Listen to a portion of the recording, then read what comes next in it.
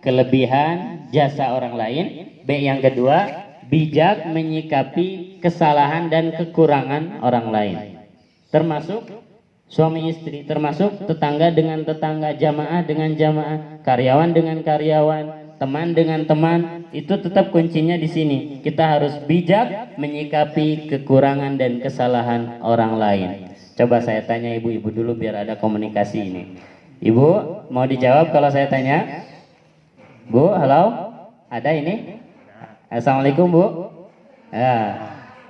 Ibu-ibu, kalau ibu bikin salah, maunya dinasehati dengan marah-marah sama suami atau dinasehati dengan lembut? Dengan lembut. Maunya dinasehati di depan anak-anak atau dinasehati ketika berdua privasi? Privasi.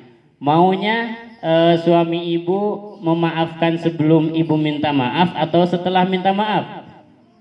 Sebelum minta maaf. Apakah ibu mau punya suami yang pemarah?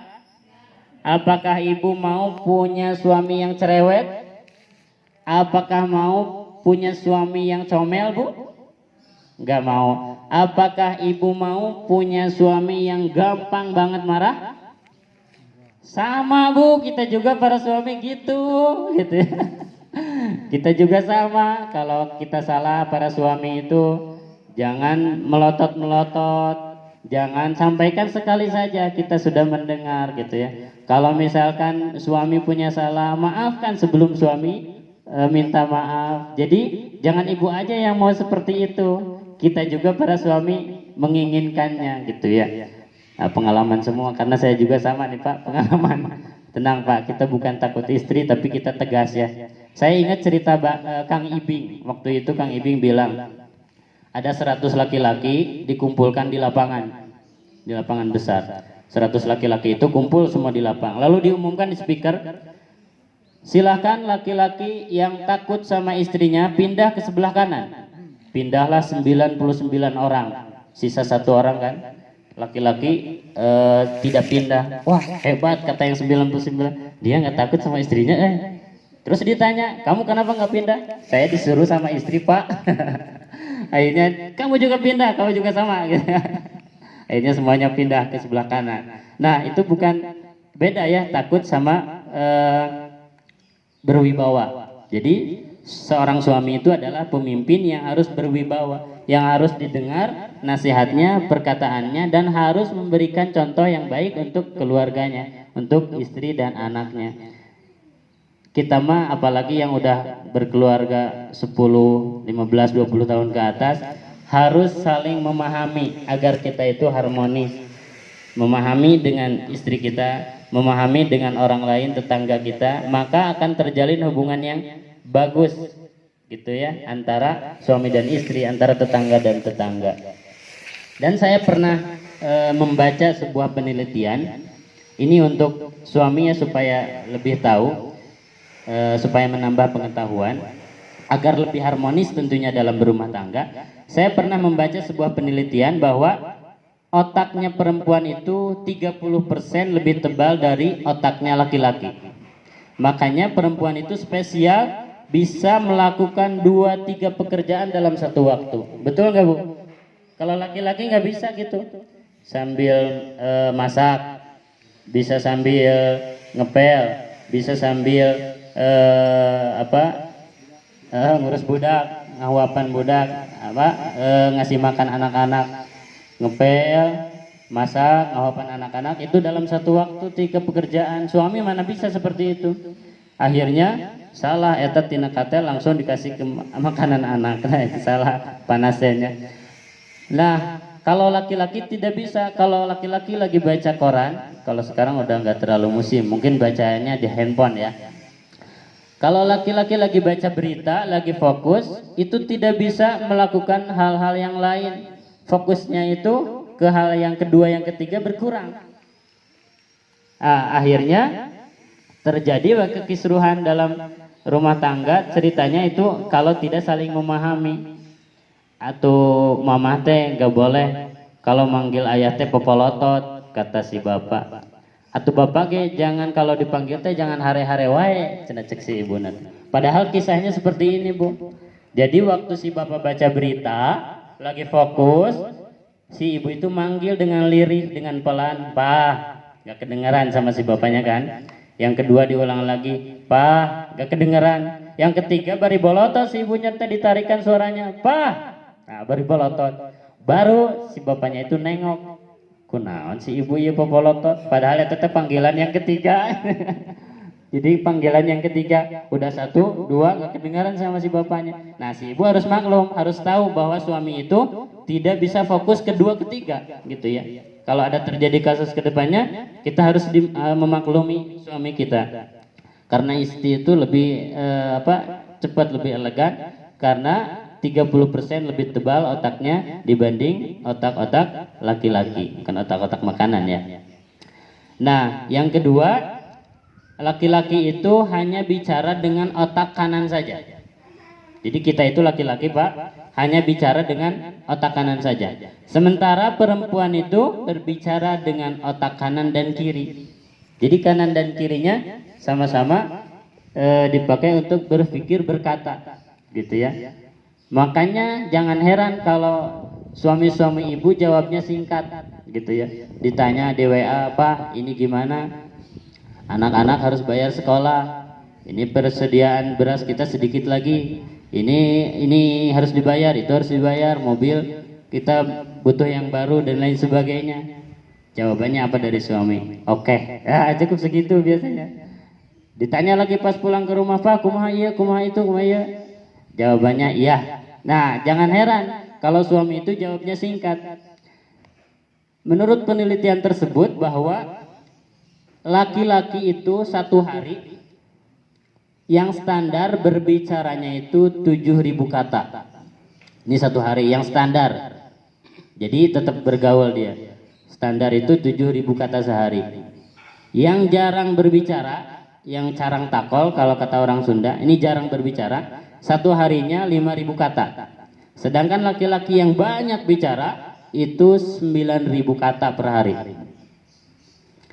Nah, kalau perempuan yang standarnya itu satu hari 20.000 kata. Jadi sangat banyak sekali. Jadi jangan heran kalau istri itu banyak bicaranya. Ini kita dengarkan saja, Pak. Kita jangan banyak berbicara apapun, kita dengarkan. Lalu kita jawab. Nah, seperti itu. Jangan dua-duanya berbicara. Nah, itu nanti akan memperkeruh suasana. Nah, itu penelitian yang ketiga. Jadi kita sebagai laki-laki itu jangan mudah jengkel, gitu ya. Karena apa? Karena wanita itu dibuat dari tulang rusuk suami yang bengkok. Kalau tulang rusuk bengkok, maka kalau kita tidak betulin, dia akan bengkok selamanya. Tapi kalau kita paksa dilurusin, maka akan patah. Maka bagaimana caranya mengingatkan istri kita? Kita doakan istri kita, maafkan, kita sholatkan. Bukan sholatkan mayit maksudnya ya. Kita sholat hajat, memohon agar kita diberikan istri yang soleha. Istri juga sama, agar diberikan suami yang soleh dan lain sebagainya. Jadi kalau perempuan banyak berbicara itu normal, tidak apa-apa gitu ya. Karena normalnya perempuan seperti itu. Kita yang laki-laki harus ngerti dan jangan mudah jengkel kepada istri kita. Contohnya seperti ini.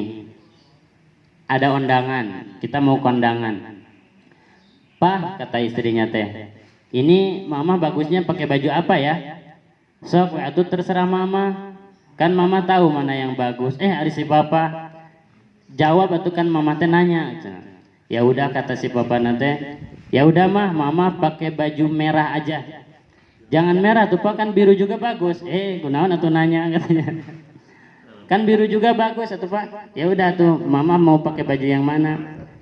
Masuk aja ke kamar, keluar teh baju yang hijau. Enggak merah, enggak biru gitu ya, akhirnya hijau. Jadi hasil musyawarah tadi teh tanya-tanya teh mana gitu ya, nggak dipakai gitu ya. Akhirnya keluarnya pilihan sendiri. Atau ketika mau masak, "Pak, nih mama mau masak nih. Papa mau dimasakin apa?" Wah, kata si bapak nanti kalau bilang terserah celaka saya nih. Ya udah sok atau masak opor ayam aja mah.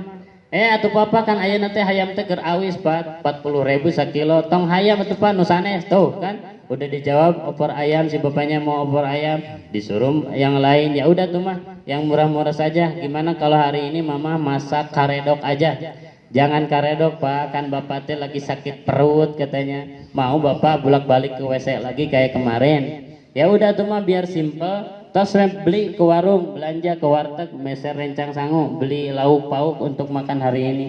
Hari si papa memang masakan mama udah nggak enak ya. Nah, kita salah lagi Pak. Suami itu memang selalu salah dan kita harus selalu mengerti tentang keadaan perempuan. Papa nanti kalau ke undangan jangan sampai papa lirik kanan kiri. Di sana banyak wanita cantik, bapak jangan lihat kanan kiri. Sesampainya di undangan, Bapak kenapa Bapak liatin perempuan itu? Memangnya siapa yang lebih cantik, mama atau perempuan itu? Ya cantikan mama lah. Bohong, Bapak harus jujur, siapa yang lebih cantik? Ya kalau jujur ya cantikan itu. Bea kita ya dikeroyok lagi sama ibunya. Kita bilang jujur salah, kita bilang bohong apalagi kita salah. Ibu, Ibu mau punya suami yang jujur? Saya ulangi, jawab ya, ini bukan khutbah Jumat. Ibu mau punya suami yang jujur? Mau punya suami yang jujur? Apakah ibu siap suami berbicara sejujurnya? Tidak. Ya, jadi spontan jawabnya itu. Tidak memikirkan dulu, spontan menjawab siap gitu. Ibu kalau misalkan ibu dikejar anjing mau apa? Mau diam apa mau lari? Mau lari katanya. Nah kalau dipikirkan ketika kita lari dikejar anjing, anjing sama kita jauhan mana atau cepetan mana larinya? Cepetan anjing gitu ya. Mana mungkin kita bisa mengalahkan anjing. Nah seperti itu. Jadi kita harus memaklumi istri kita. Kita harus memaklumi orang lain. Kita harus bijaksana terhadap kekurangan orang lain. Maka ketika kita mengamalkan 2B ini sebetulnya dari Al-Quran juga yang saya intisarikan supaya lebih mudah dipahami gitu ya. Berani mengakui kelebihan orang, bijak menyikapi kesalahan orang lain, maka insya Allah akan terjalin silaturahmi yang erat. Siap bapak-bapak melaksanakan 2B ini? Siap ibu-ibu melaksanakan 2B? Kita harus mengakui kelebihan orang dan harus menyikapi kekurangan orang lain. Nah seperti itu. Ini udah berapa menit Pak? Sebentar lagi ya. Nah itu mungkin yang bisa disampaikan karena temanya kan silaturahmi, halal bihalal. Intinya kita saling memaafkan, kita saling meminta maaf. Ketika dua orang saling ketemu, maka orang yang paling mulia adalah orang yang lebih dahulu mengucapkan salam, assalamualaikum warahmatullahi, itu yang paling mulia.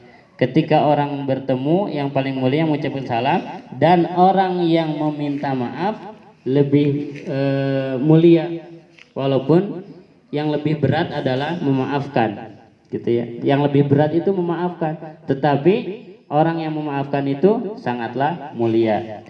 Kita lihat di surat Ali Imran bahwasannya ciri orang yang bertakwa itu ada 3 gitu ya. Yang pertama orang yang berinfak, bersedekah di waktu sulit. Kita ekonomi lagi anjlok tapi sedekah kita tetap jalan. Makanya ada namanya sedekah subuh.